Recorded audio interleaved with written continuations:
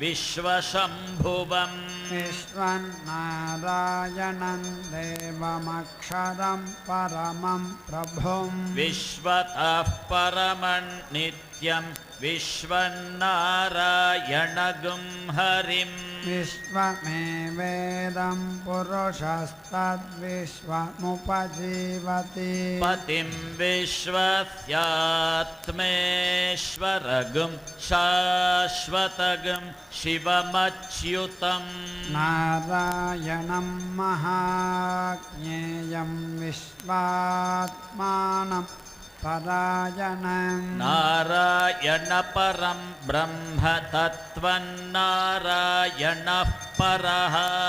नारायण परो ज्योतिरात्मा नारायणः परः यच्च किञ्चिज्जगत् यस्मिन् दृश्यते श्रूयतेऽपि वा तद्बहिश्च तत्सर्वं व्याप्य नारायणस्थितः अनन्तमव्ययं कविगुं समुद्रेऽन्तं विश्वशम्भुवम् पद्मकोशप्रतीकाशगं हृदयं चाप्यधोमुखम् अधो निष्ट्यावितस्यान्तु नाभ्यामुपरि तिष्ठति हृदयं तद्विजानीयात् विश्वस्यायतनं महत् सन्ततगुं शिलाभिस्तुलम्बत्याकोशसन्निभम् तस्यान्ते सुशिरगं सूक्ष्मं तस्मिन् सर्वं प्रतिष्ठितं तस्य मध्ये महानग्निर्विश्वार्चिर्विश्वतो मुखः अग्रभुग्विभजन् तिष्ठन्नाहारमजरः कविः सन्तापयति स्वं देहमापादतलमस्तगम् तस्य मध्ये वह्निशिखाम् अनियोर्ध्वा व्यवस्थितः नीलतो यदमध्यस्थ विद्युल्लेखेव भास्वरा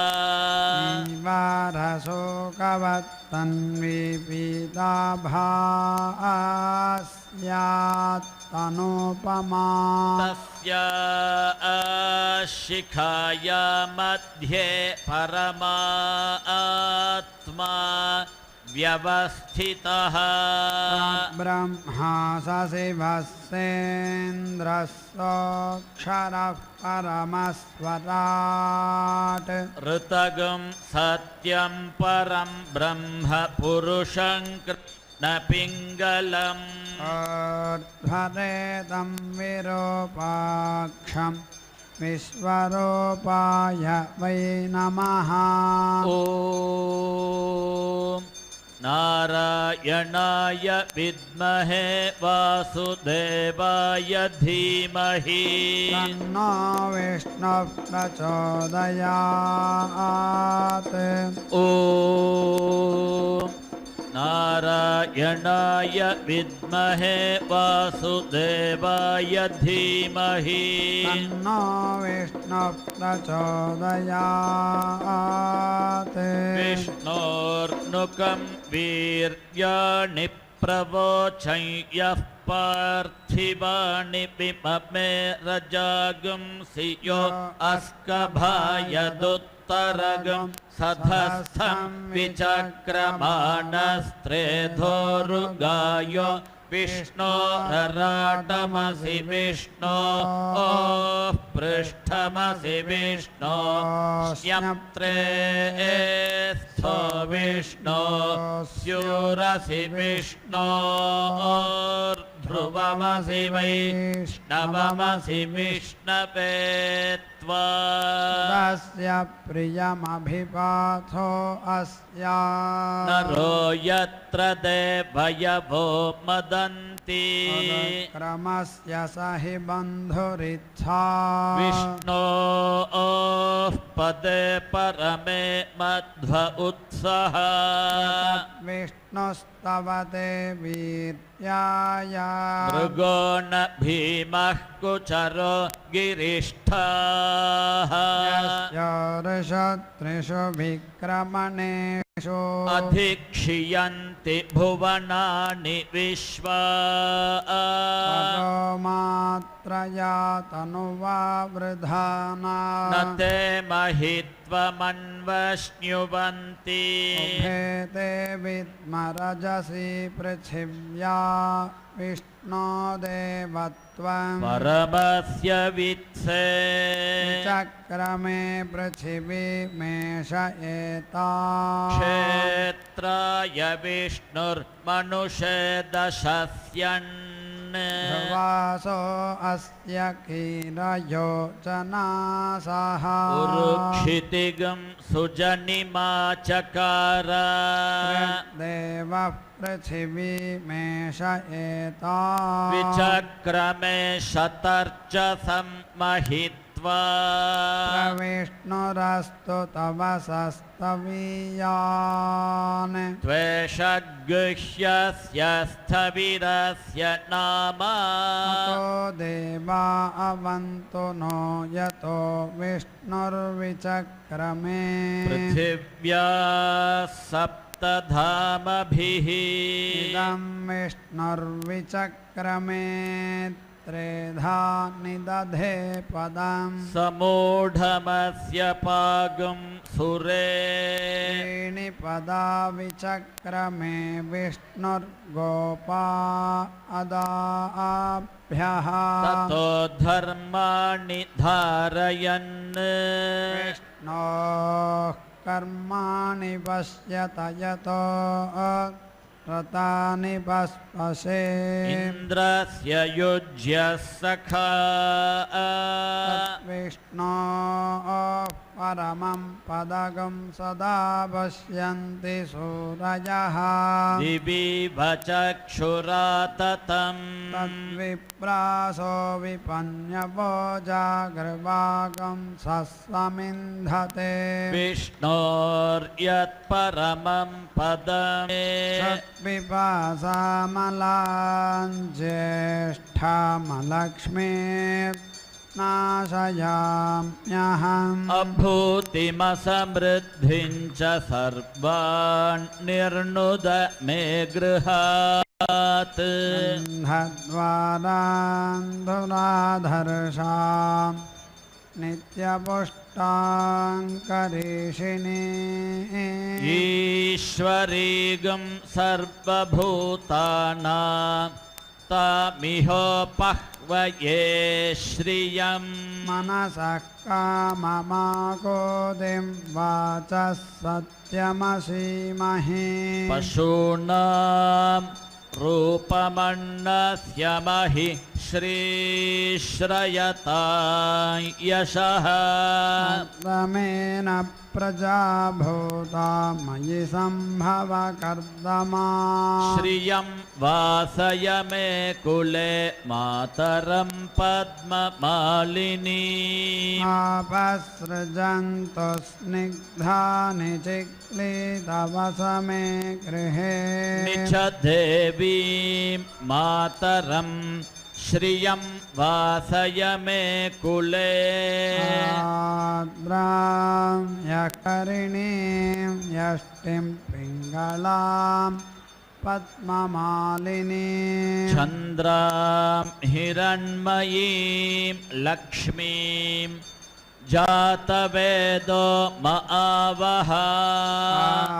आर्द्रां पुष्करिणीं पुष्टिं सुवर्णां हेममालिनीं सूर्यां हिरण्मयीं लक्ष्मीं जातवेदो महावः महावह जातवेदो लक्ष्मीमनपगामिनी यस्यां हिरण्यं प्रभूतं गावो दास्योश्वान् विन्देयं पुरुषानहम् पद्मप्रिये पद्मिनि पद्महस्ते पद्मालये पद्मदलायताक्षी विश्वप्रिये विष्णुमनोनुकूले त्वत्पादपद्मं मयि सन्निधत्स्व श्रियजातश्रिय आनिर्याय श्रियं वयोजरितृभ्यो ददातु श्रियं वसान अमृतत्वमायन् भवन्ति सत्या मितद्रौ श्रिय एवैनन्तच्छ्रियामा दधाति सन्ततमृचा वशत्कृत्यं सन्तत्यै सन्धीयते प्रजया पशुभिः य एवं वेद ॐ महादेव्यै च विद्महे विष्णुपत्न्यै च धीमहि तन्नो लक्ष्मी प्रचोदयात् ॐ महादेव्यै च विद्महे विष्णुपत्न्यै च धीमहि तन्नो लक्ष्मी प्रचोदयात् भूमिर्भूम्ना द्यौर्वरिणान्तरिक्षं महित्वा उपस्थेते देव्यदितेऽग्निमन्नादमन्नाद्यायादधे आयङ्गौ पृश्निरक्रमीदसनन्मातरं पुनः पितरं च प्रजान्सुवः त्रिगुंशद्धाम विराजति वाक्पतङ्गाय शिश्रिये प्रत्यस्य वहद्युभिः अस्य प्राणादपानत्यन्तश्चरति रोचना व्याख्यान्महिषस्सुवः यत्त्वा क्रुद्धः परो वपमन्युना यदवर्त्या सुकल्पमग्ने तत्तव पुनस्त्वोद्दीपयामसि यत्ते मन्युपरोक्तस्य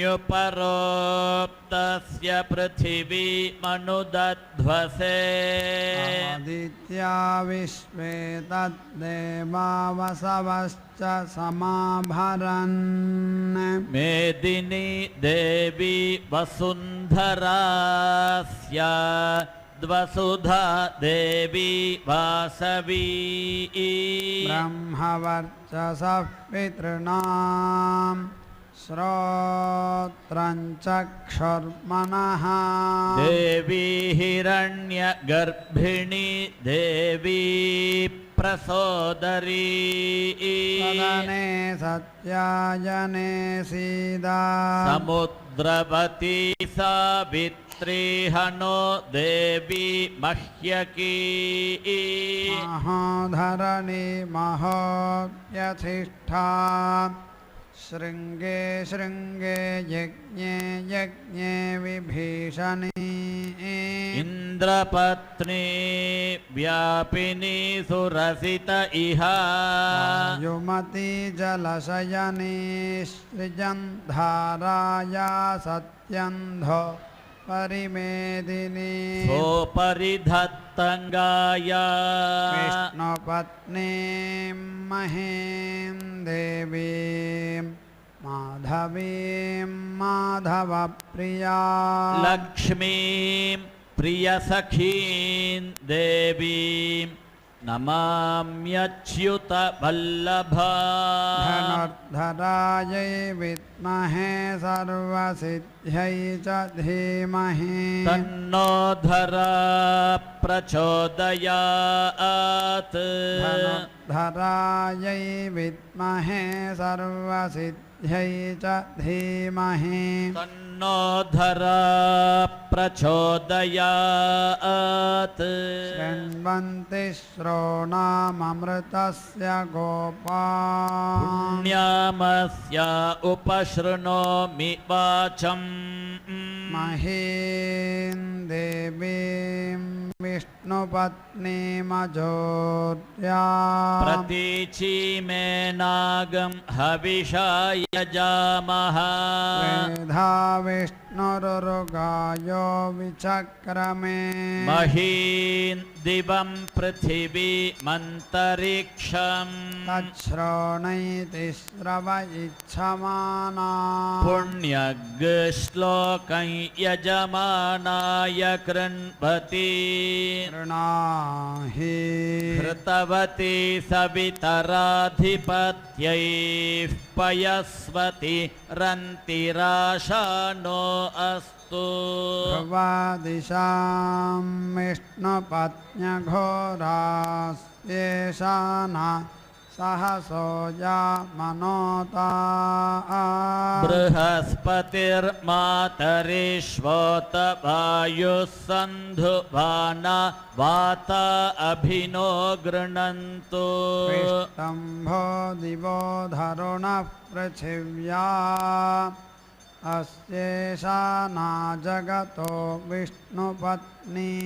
षण्णो मित्रः शं वरुणः सन्नो भवत्वर्यमा षण्ण इन्द्रो बृहस्पतिः सन्नो विष्णुरुक्रमः नमो ब्रह्मणे नमस्ते वायो त्वमेव प्रत्यक्षं ब्रह्मासि त्वामेव प्रत्यक्षं ब्रह्म वदिष्यामि ऋतं वदिष्यामि सत्यं वदिष्यामि तन्मामवतु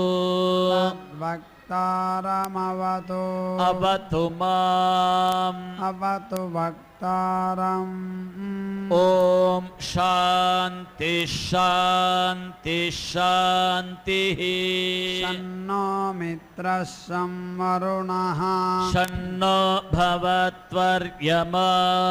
शन्न इन्द्रो बृहस्पतिः शन्नो विष्णुरुक्रमः नमो ब्रह्मणे नमस्ते वायो त्वमेव प्रत्यक्षं ब्रह्मासि त्वामेव प्रत्यक्षं ब्रह्मावादिशम् ऋतमवादिशं सत्यमवादिशम् तन्मामावीत् तद्वक्तारमावीत् आवीन्मा आवीद्वक्तारम् ॐ शान्ति शान्ति शान्तिः सहना भवतु सहनौ भुनक्तु सह वीर्यङ्करवावहै तेजस्विनावधीतमस्तु मा विद्विषावहै ॐ शान्ति शान्ति शान्तिः नमो वाचे याचोदिता याचानुदिता तस्यै वाचे नमो नमो वाचे नमो वाचस्पतये नमः ऋषिभ्यो मन्त्रकृद्भ्यो मन्त्रपतिभ्यो मामृषयो मन्त्रकृतो मन्त्रपतयः परा दुर्माहमृषीन्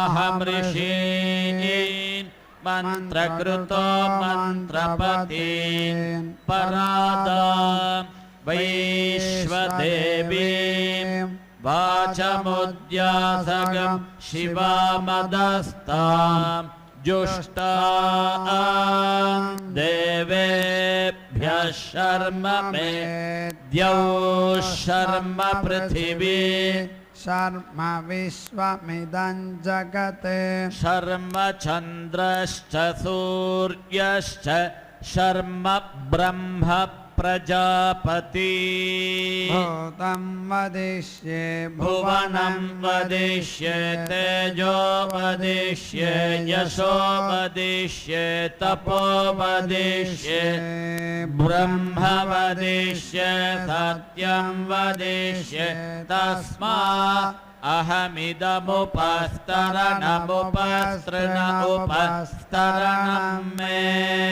प्रजायै पशूनां भूयादुपस्तरणमहं प्रजायै पशूनां भूयासं प्राय उदेतु नः शिवानः सन्तमा भव सुमृढिका सरस्वती माते व्योम सन्दृशी इडायैवास्त्व वास्तु मद्वास्तु मन्तो भूयास्ममावास्तोश्चित्स्मह्यवास्तु स भूयात् यास्मान् द्वेष्टियं च वयं द्विष्मः प्रतिष्ठासि प्रतिष्ठावन्तो भूयास्ममा प्रतिष्ठायाश्चित्स्मह्य प्रतिष्ठः स भूयात् योऽस्मान् द्वेष्टियं च वयं द्विष्मः आपातवाहि भेषजं पिबातवाहि यद्रपः त्वगं हि विश्वभेषजो देवानां दूत ईयसे द्वाविमौ वातौ वात आसिन्धोरापरापतः दक्षं मे अन्य आवातु पराण्यो वातु यद्रपः यददो वातते गृहे मृतस्य निधिर्हितः ततो नो देहि जीवसे ततो नो देहि भेषजम् ततो नो मह आवह वात आवातु भेषजम् शम्भुर्मयो भूर्नो हृदे प्रणआयुगुं शितारिषत् इन्द्रस्य गृहोऽसितं त्वा प्रपद्ये सघुस्सास्वः सह यन्मे अस्ति तेन प्रपद्ये भुवः प्रपद्ये सुवः प्रपद्ये भूर्भुवः सुवः प्रपद्ये वायुं प्रपद्येनार्ता देवतां प्रपद्ये श्वानमाखणं प्रपद्ये प्रजापतेर् ब्रह्मकोशं ब्रह्म प्रपद्य ॐ प्रपद्ये अन्तरिक्षम् उर्वन्तरं बृहदग्नयः पर्वताश्च यया वातस्वस्त्या स्वस्तिमान्तया स्वस्त्या स्वस्तिमानसानि प्राणापानौ मृत्योर्मापातं प्राणापानौ मामाहासिष्टं मयि मेधां मयि प्रजा मयि अग्निस्तेजो दधातु मयि मेधां मयि प्रजा मयीन्द्र इन्द्रियं दधातु मयि मेधां मयि प्रजा मयि सूर्यो भ्राजो दधातु युभिरक्तुभिः परिपातमस्मानरिष्टेभिरश्विना सौभगेभिः तन्नो मित्रो वरुणो मामहन्तामदिति सिन्धु पृथिवी उतद्यौः कयानश्चित्र अभुवदूति सदा वृद्धः सखा कया सचेष्टया वृता कस्त्वा सत्यो मदाना मगं हिष्ठो मत्सदन्धसः दृढाचिदारुजे वसो अभीषुणः सखीनामभिता जरितॄणा शतं भवास्योतिभिः वयस्सु पर्णा उपसेदुरिन्द्रं प्रियमेधार्षयो नाधमानाः अपद्भान्तमोर्नो हि वोर्धिचक्षुर्मुमुग्ध्यस्मान् निधयेव बद्धान् शन्नो देवीरभीष्टय आपो भवन्तु पीतये संयोरभिस्रवन्तु नः ईशानावर्ग्याणां क्षयन्तिश्चर्षणीना अपो याचामि भेषज सुमित्रा न आप ओषधयः सन्तु दुर्मित्रास्तस्मै भूयासुर्योऽस्मान् द्वेष्टियं च वयं विष्मः आपोहिष्ठामयो भुवस्तान ऊर्जे दधातना महेरणाय चक्षसे शिवतमो रसस्तस्य भाजयते हनः उशतीरिव मातरः तस्मा अरङ्गमामवो यस्य क्षयाय जिन्वथा आपो जनयथा च नः शिवे शान्ता साग्निना शान्ता सा मे शान्ता बिभ्राजमानशरीरस्य मध्यात् समावृषभो लोहिताक्षसूर्यो विपश्चिन्मनसा पुनातु ब्रह्मणश्च तन्यसि ब्रह्मण आणीस्थो ब्रह्मण आवपनमसि धारितेयं पृथिवी ब्रह्मण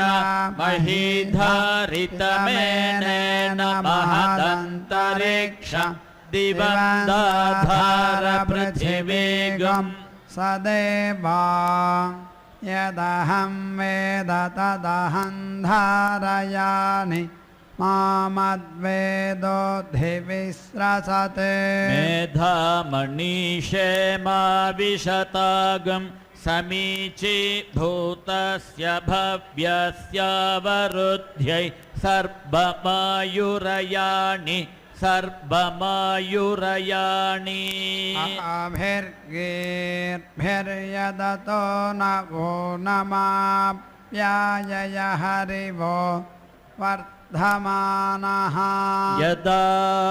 स्तोतृभ्यो महि गोत्रारुजासि भूयिष्ठभाजो अधते स्यामा ब्रह्म प्रभाते स्म तन्नो माहासीत् ॐ शान्ति शान्ति शान्तिः शिक्षां व्याख्यास्यामः वर्णस्वरः मात्राबल सामसन्तानः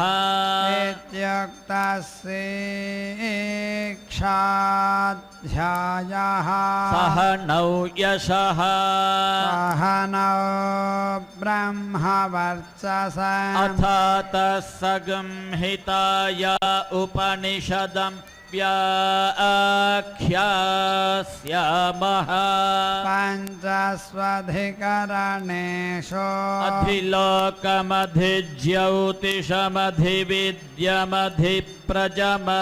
अधिलोकमधिज्योतिषमधिविद्यमधिप्रजमध्यात्मम् तामहासंहिता इत्याचक्षते अथाधिलोकम् पृथिवीपूर्वरूपम् द्यौरुत्तररूपम् आकाशसन्धिः वायुस्सन्धानम् इत्यधिलोकम् अथाधिज्योतिषम् अग्निः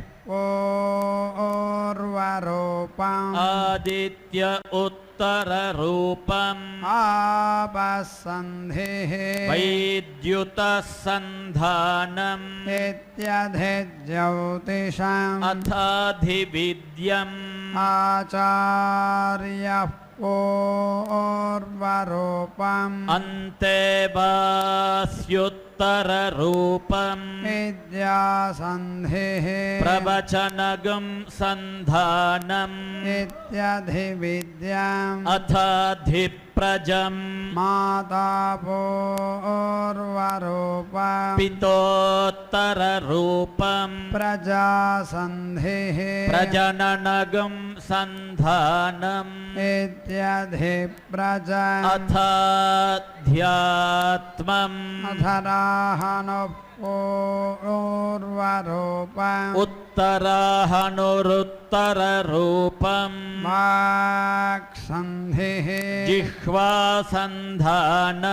इत्यध्यात्मम् इति महासंहिताः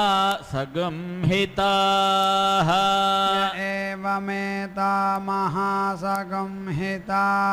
व्याख्याता वेदा सन्धीयते प्रजया पशुभिः ब्रह्मवर्चसेनान्नाद्येन सुवर्गेण लोकेन यश्छन्दसा वृषभो विश्वरूपः छन्दोभ्योऽध्यमृतात् सम्बभूव समेन्द्रो मेधया स्पृणोतु अमृतस्य देवधारणो भूयासम् शरीरं मे विचर्षणम् जिह्वा मे मधुमत्तमा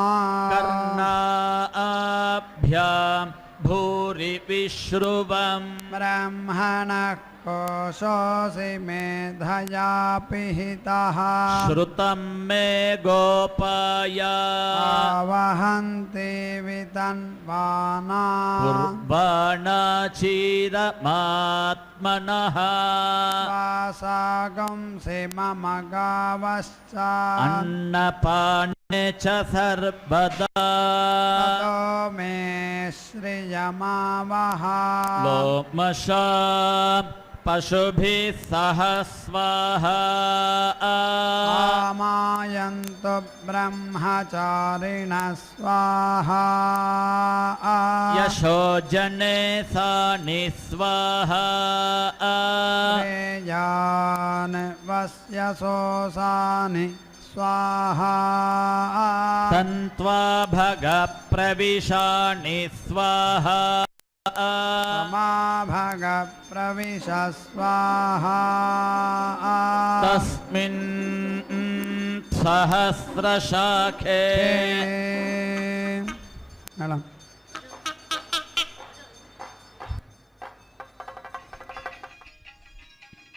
గంధము పూసే వేళ కమ్మని మీన ఈ గంధము నీవేని తావి కణ్ ஸ்ரீமதே ராமானுஜாய நமஹா. துவாதசி நன்னாளான இன்று ஸ்ரீதேவி பூதேவி சமேதரான சுந்தரராஜ பெருமாளின் திருமஞ்சன நிகழ்வை ஸ்ரீ வெங்கடேஸ்வரா பக்தி சேனலின் வழி தரிசித்தோம். சுந்தரமான இப்பெருமான் நம் அகமும் மனமும் குளிர திருமஞ்சன சேவையை நமக்கு காட்டித் தந்தார். ஸ்ரீ பத்மாவதி தாயாரின் ஆலய பிரகாரத்தில் தெற்கு பகுதியில் கிழக்கு முகமாக ஸ்ரீ சுந்தரராஜ பெருமாள் சன்னதி கொண்டுள்ளார். 15, 16ஆம் நூற்றாண்டிற்கும் முந்தைய ஆலயத்தின் கருவறையில் ஸ்ரீ சுந்தரராஜ சுவாமி 8 அடி உயரத்தில் ஸ்ரீதேவி பூதேவியுடன் கொலுவீற்றுள்ளார். நெற்றியில் வெள்ளை திருநாமத்துடன், சங்கு சக்கரத்துடன், வரத முத்திரை ஹஸ்தத்துடன், சதுர்புஜத்துடன் அழகாக எழுந்தருளியுள்ளார் மூலவர் சுந்தரராஜ பெருமாள். எத்தனையோ ஆண்டுகளுக்குப் பிறகு இவ்வாலயம் 1906ஆம் ஆண்டு ஆனி மாதம் உத்திரட்டாதி நட்சத்திரத்தில் மகான்களால் புனரமைக்கப்பட்டது. அப்போது அவதாரோத்சவம் என்ற பெயரில் 3 நாட்கள் கர்ப்பாலய சிகரத்தின் மேல் தங்க கலச பிரதிஷ்டை, மகா கும்பாபிஷேகம் ஆகியவை நடைபெற்றன. மறுபடியும் 100 ஆண்டுகளுக்குப் பிறகு 2006ஆம் ஆண்டு ஜூன் மாதத்தில் உத்திரட்டாதி நட்சத்திரம் அன்று நிறைவு பெறும் வகையில் 3 நாட்கள் மகா அவதாரோத்சவத்தை நிகழ்த்தினர். துவாதசி திருநாளான இன்று சுந்தரராஜ பெருமாளுக்கு விசேஷ திருமஞ்சன வைபவம் வெகு விமர்சையாக நடந்து கொண்டிருக்கிறது. பழங்கள், பால், இளநீர், சந்தனம், தேன் மற்றும் வாசனை திரவியங்கள் கொண்டு பெருமாளையும் பிராட்டிகளையும் நீராட்டும் கண்கொள்ளா காட்சியை நாம் கண்டு கொண்டிருக்கிறோம். திருமெய் அஞ்சனம் என்ற சொல்லே மருவி திருமஞ்சனம் ஆயிற்று. மெய் அஞ்சனம் என்றால் உடம்புக்கு எண்ணெய் பூசுவது. திருமெய் அஞ்சனம் எனில் திருமாலின் திருமேனிக்கு எண்ணெய் பூசுவது.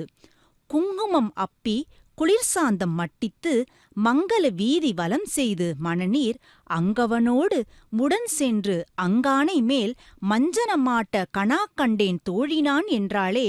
பூமி தேவியான ஆண்டாள் தம் நாச்சியார் திருமொழியில்.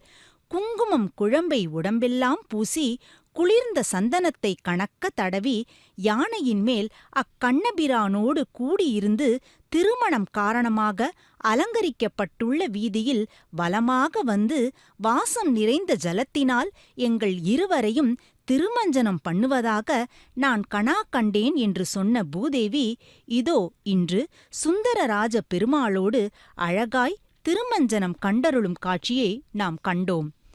பத்மாவதி தாயாரின் தெப்போத்சவத்தின் 2ஆம் நாளான இன்று தெப்பத்திற்கு எழுந்தருள்வதற்கு முன் ஸ்ரீதேவி பூதேவி சமேதராய் உள்ளம் குளிர குளிர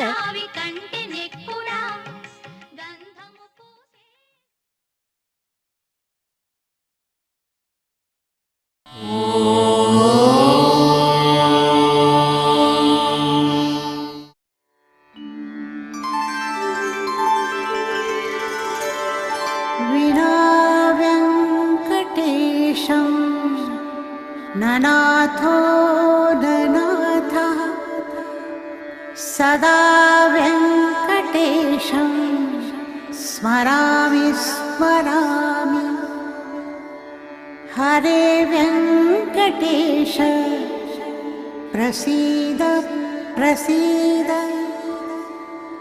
प्रियं वेङ्कटेश प्रयच्छ